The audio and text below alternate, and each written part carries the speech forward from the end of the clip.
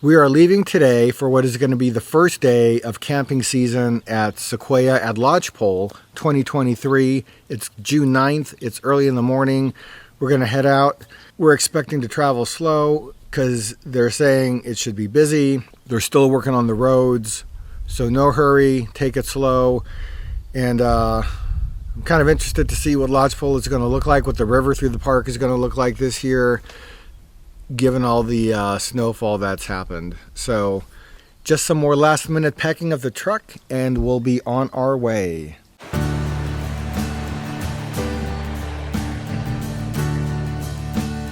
Great. Little bit to driver's side, just an inch or two, little bit more. Stop. Gone. 2023 has been a boom year for snow in the Sierra Nevada. Sequoia National Park saw an extraordinary amount of precipitation, with storms causing road damage, drainage failures, fallen trees, and more cleanup necessary than could be handled by the traditional Memorial Day opening season. South of Giant Forest, General's Highway remained closed when we arrived in mid-June. Parts of the area are still recovering from the 2021 fires, and park staff is still dealing with erosion, mud flows, and rock slides. We made our way up Highway 180, the only way to reach Sequoia National Park when towing a trailer.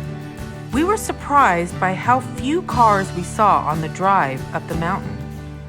Gaining elevation, we saw this trip would differ from other times we visited in June.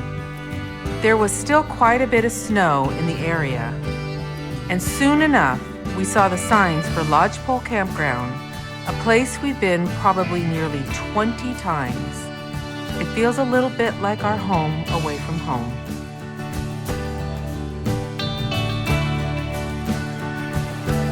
At the campground, the river was high, fast-moving, cold, and dangerous. There would be no wading in the river on this trip. About half of the campground remained closed. Our favorite spot for tent camping is the upper loop of Lodgepole, and barricades prohibited cars from entering the area. We took a walk to glimpse Lodgepole Campground after the storms. So they've taken down many trees that were probably taken down for various reasons, but this one over here, you can see the roots, so this just fell in the snow. And that's a huge one. That's a big one. The reason that this section is closed off is because they had to take down all these trees and they're not cleared yet. This campsite is totally, you can't get into it because there's a tree right in the middle, almost on the pad. So there's no way that they can, they got to clear the trees out first before people.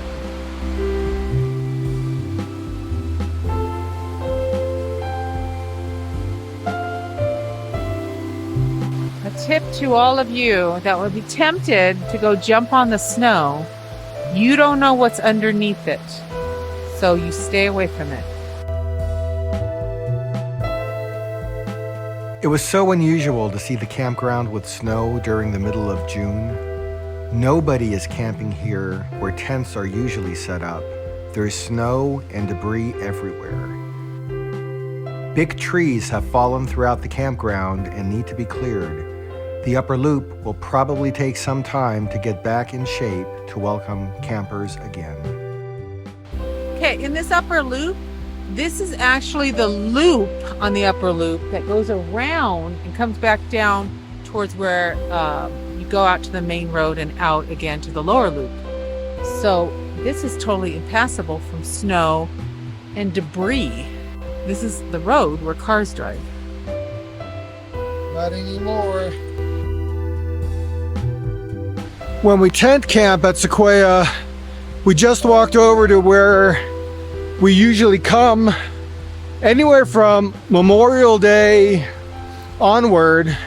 And we've been here, this particular site, over a dozen times, and we've never, ever seen it look like this in June. I'm standing on what's supposed to be the road.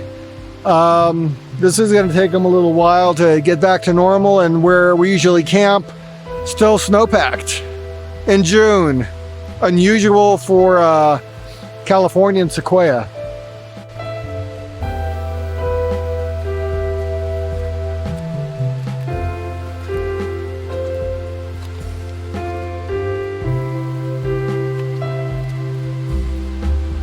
This is why you can't come up here. It's impassable.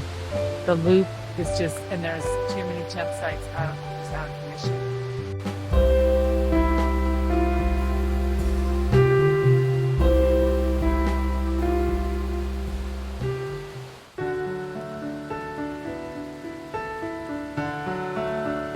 We see water running through several campsites. Any other year, there would be campers here.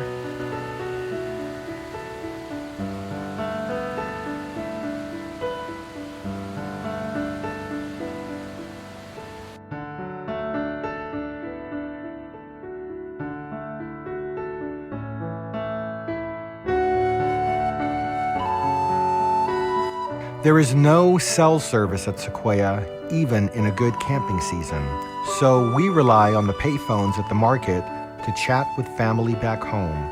We weren't sure if those would be available this season as the market was barricaded. Luckily, we could access the payphones. So here's a tip on how to retrieve messages when you do not have cell service. We have access to a payphone, but no cell service up here in beautiful Sequoia National Forest. And we just set up my phone to where I can retrieve my voicemails by setting it up first on your phone while you're at home, and then it will have you set up a PIN code. Remember your PIN code. And remember that there's a process by which you retrieve it. So for us, we had to press pound to access the voicemail, and then you put in your PIN and then press pound again. And then you can get into your voicemail and check to see if anybody has left you a message. Now, what we have done is forewarn people that we would not have cell service and to leave a voicemail if they need to get a hold of us. And then we come up here to the payphones once a day to check messages to see if there is any matter that needs attention. So there's a tip for you. So this season in Sequoia National Park, it's 2023, and we've never run into this before, and we've been coming up here for well over 20 years, if not longer. The Lodgepole Market is closed, and there's no signage that says when it's going to reopen. Except to refer to the website, which does not have information if it'll reopen. We don't know if it's going to reopen this camping season or 2024 or ever. So, and the downside for us is that's usually where we go to get our ice cream. Yeah, no ice cream. No ice cream for us. Instead, we had your Elvis Goes to Mexico burrito. I liked it. One of the things I enjoy about camping is camping food. We just finished a hike. We're here at the trailer eating lunch. Julie said, hey, I can make you a tuna or something with peanut butter. And she said, hey, we had salmon last night. So I said, okay, so make me the thing with the peanut butter. And I'm eating this, and I'm thinking, it tastes a little unusual. What is in here, Julie? It was on camping site website. I have peanut butter in my mouth. It is a wonderful tortilla wrap with peanut butter, banana, and trail mix. And it's very good. And what did you call it? And I called it Elvis Goes to Mexico. So if you told me what was going to be in this thing, I would have went with the tuna. So some people do the peanut butter banana thing. Yeah. Because you need the sugars in the banana. And that's potassium. Protein. And the almond butter. Guess what it has? Chocolate chips in it. There's chocolate chips. There's chocolate chips in it because the trail mix had chocolate chips. And I'm afraid to ask what we're having for dinner. Update. We have breaking news from Sequoia National Park. So we talked to one of the rangers here, and it sounds as if the market here is scheduled to reopen in July 2023. Closed because they sustained damage from the winter storms. Yes, so they had a major leak from some kind of roof damage. Yeah. And just next door to the market is the visitor center, which is also shut down. And the word is that that's also likely to reopen in July. Ranger said they got their fingers crossed for July 4th opening for both. But so no guarantee. Yes, but we're here in June, so we don't get access to either. No. In addition to the campground, we got more of a sense of how the area still needs to recover from the winter storms. We attempted a hike from Lodgepole Campground to Wuksachi Lodge on our second day in the park. Parts of the trail felt like an obstacle course as large fallen trees spanned the trail and have yet to be cleared.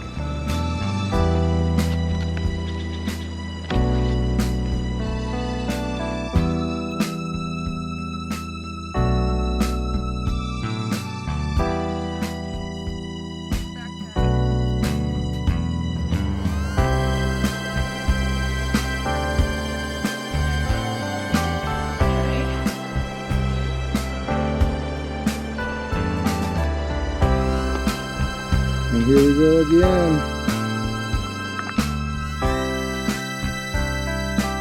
And about 1 mile in, the trail became covered by snow, and our All Trails downloaded map wouldn't come up on the phone, so we had a decision to make.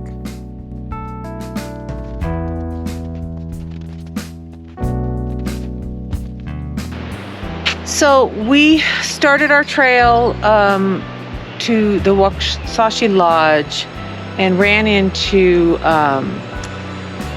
more of an open area that has tons of snow. So it's obscuring the trail. And as I'm looking in, it's even more snow. If you miss one trail marker, that's it, you're lost. So we don't want to risk that. So we are going to turn around and go back the way we came. And we tried to be prepared for this. Before we came here, I did go on All Trails. I downloaded the trail map from Lodgepole to Wuksachi Lodge. If that was on my phone, we would at least have that to follow, and I think we could have then kept going. Don't know what happened. Every single one of my downloaded maps on All Trails is coming up with nothing. So can't use that, and when we get back home, I've got to troubleshoot why my downloaded maps all of a sudden decided not to appear anymore, because we've relied on them many times in the past, and they're not going to help us today. So this is a short hike, so we'll probably end up, once we're all said and done, this is just going to be barely 2 miles, I think, back and forth. So back we go.